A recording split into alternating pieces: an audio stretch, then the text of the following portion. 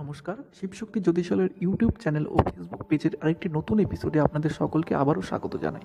আমরা বিগত দিনগুলিতে কিন্তু রাশিচক্র অনুসারে আপনাদের 2022 সাল কেমন যেতে চলেছে তা কিন্তু আলোচনা করছি। আজকে সেই ক্রমানুসারে আজকে কিন্তু আলোচনা করব বৃশ্চিক রাশির জাতক বা জাতিকাদের কীরকম যাবে 2022 সাল। তো সবার প্রথমে কিন্তু আমরা দেখব বৃশ্চিক রাশির চক্রে এই বছর কী ধরনের গ্রহের পরিবর্তন হতে চলেছে। এখানে কিন্তু আমরা রাহু এবং বৃহস্পতি, শনি এদেরকে কিন্তু বেশি প্রাধান্য দেব, কারণ এরাই কিন্তু বার্ষিক যে সমস্যাগুলো হয় বা বার্ষিক যে ভবিষ্যৎবাণী হয় তার মধ্যে কিন্তু বেশি এফেক্ট করে থাকে। আর ছোট গ্রহ যেগুলো মঙ্গল, শুক্র, চন্দ্র, রবি, এদেরকে কিন্তু ততটা প্রাধান্য এখানে দেওয়া হবে না। তাদেরকে নিয়ে কিন্তু মাসিক রাশিফলগুলোতে আলোচনা করা হবে, তাই অবশ্যই কিন্তু মাসিক রাশিফলও নজর রাখবেন। তো সর্বপ্রথম এখানে দেখতে পাচ্ছি 13ই এপ্রিল কিন্তু বৃহস্পতি আপনার পঞ্চমভাবে মীন রাশিতে গোচর করবে এবং 12ই এপ্রিল রাহু ষষ্ঠভাবে মেষ রাশিতে গোচর করবে। শনি 29শে এপ্রিল কুম্ভ রাশিতে এবং 12ই জুলাই বক্রী হওয়ার পরে তৃতীয়ভাবে মকর রাশিতে গোচর করবে। এর ওপরেই কিন্তু আমরা বলবো এখানে কী ধরনের আপনার সময় কিন্তু এই পুরো বছরটি যেতে চলেছে। তো এবার আসছি আপনার 2022-এ কী অপেক্ষা করছে তার উপর। 2022-এর রাশিফল অনুসারে নতুন বছর কিন্তু বৃশ্চিক রাশির জন্য মিশ্র ফল নিয়ে আসবে। 2022 সালের শুরু থেকে এপ্রিল পর্যন্ত আপনাকে অনেক অপ্রয়োজনীয় খরচের মোকাবিলা করতে হবে। এরপরে এপ্রিলের শেষের দিকে কুম্ভ রাশিতে শনির গোচর আপনার কর্মজীবন, আর্থিক জীবন এবং পারিবারিক জীবনে মিশ্র পরিণাম দেওয়ার কাজ করবে।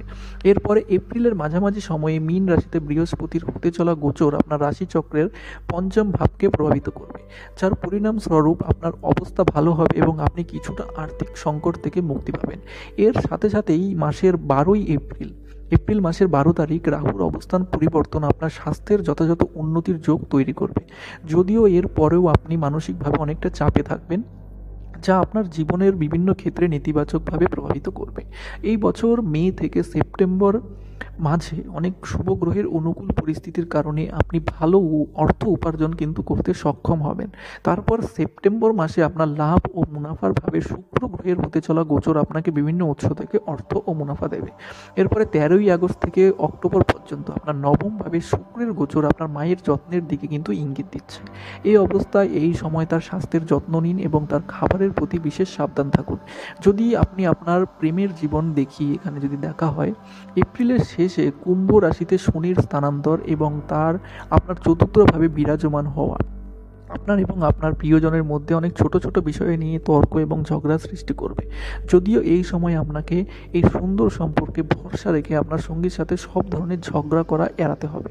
এছাড়া সেপ্টেম্বর থেকে নভেম্বর পর্যন্ত কন্যা রাশিতে শুক্র গ্রহের গোচর আপনার একাদশ ভাবকে প্রভাবিত করবে, যে কারণে শুক্র আপনার রাশিতে দুর্বল অবস্থানে থেকে এটি আপনাকে এবং আপনার প্রিয়জনকে একে অপরকে বোঝার জন্য অনেকটা সময় দেবে এবং পরিণামস্বরূপ আপনারা কিন্তু দুজনেই একসাথে প্রতিটি বিরোধ সমাধান করতে এবং ভালো সময় কাটাতে কিন্তু সক্ষম হবেন।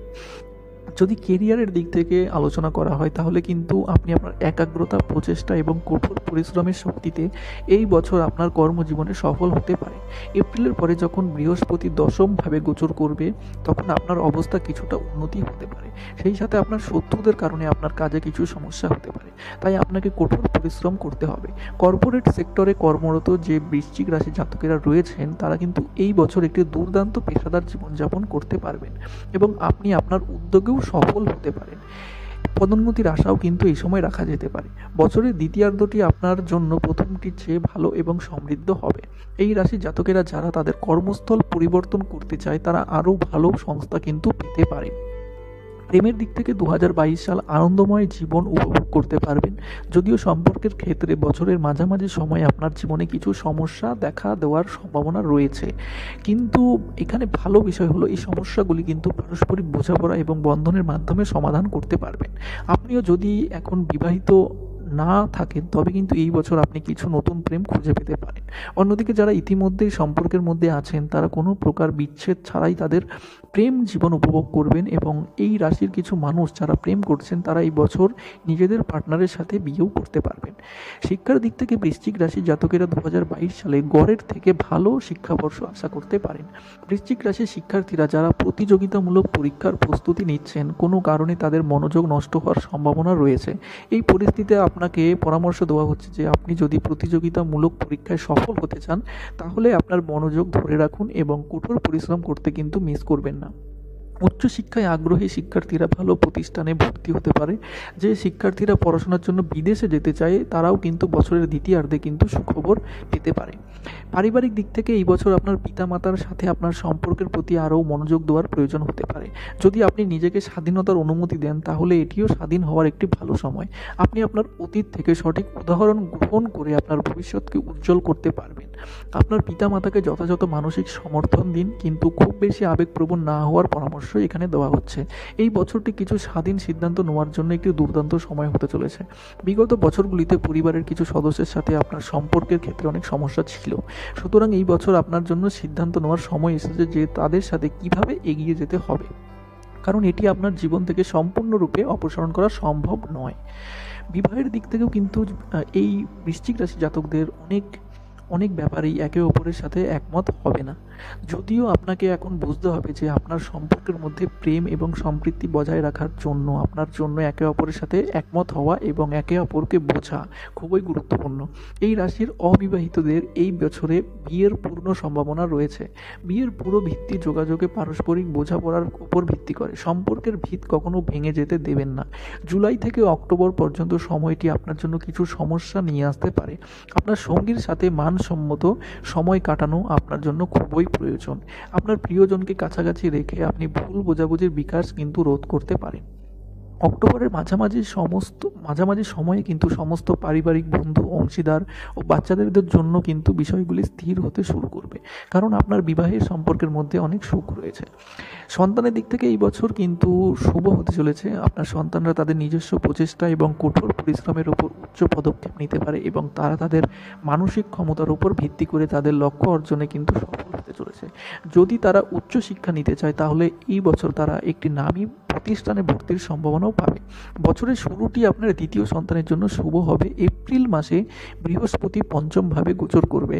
এই গোচরের ফলে যদি আপনার সন্তান বিবাহযোগ্য হয় তাহলে এই বছর তারও বিয়ে হওয়ার প্রবল সম্ভাবনা রয়েছে। সামগ্রিকভাবে আপনার সন্তান জীবনে প্রতিটি ক্ষেত্রে উন্নতি করবে। বছরের শেষ প্রান্তে বিশেষ করে সেপ্টেম্বর থেকে নভেম্বর মাসে আপনার সন্তান ভালো কিছু অর্জন কিন্তু করতে পারে।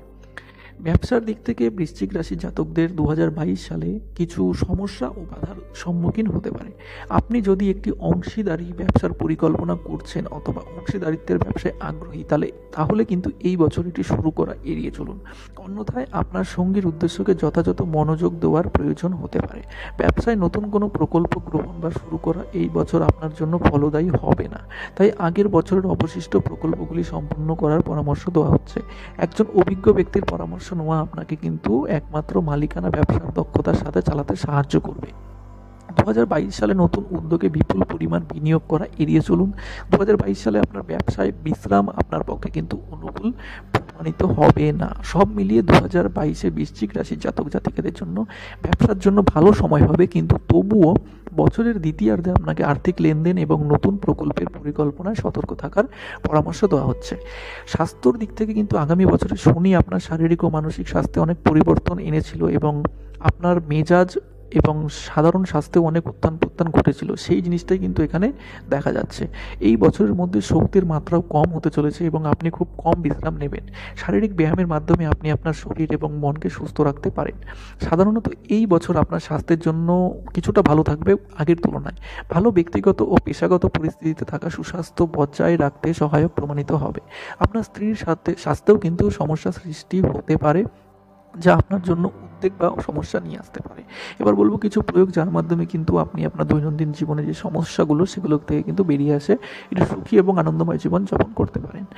ভগবান শিবের কিন্তু রুদ্রাভিষেক করুন সোমবার আর বৃশ্চিক রাশি যেহেতু মঙ্গলবার, এই দুটো দিন কিন্তু ভগবান শিবের রুদ্র অবতারের কিন্তু প্রার্থনা করুন এবং তার অভিষেক করুন। মাথাতে কেশরের তিলক লাগান এবং মঙ্গলবার মা বগলামুখী স্তোত্রমের পাঠ করুন। এই তিনটে জিনিস যদি করতে পারেন অবশ্যই কিন্তু আপনার দিনগুলি অনেক ভালো এবং সুখময়ভাবে কাটাতে পারবেন। তো আবারও দেখা হবে একটি নতুন এপিসোডে, ততক্ষণ সঙ্গে থাকবেন। নমস্কার।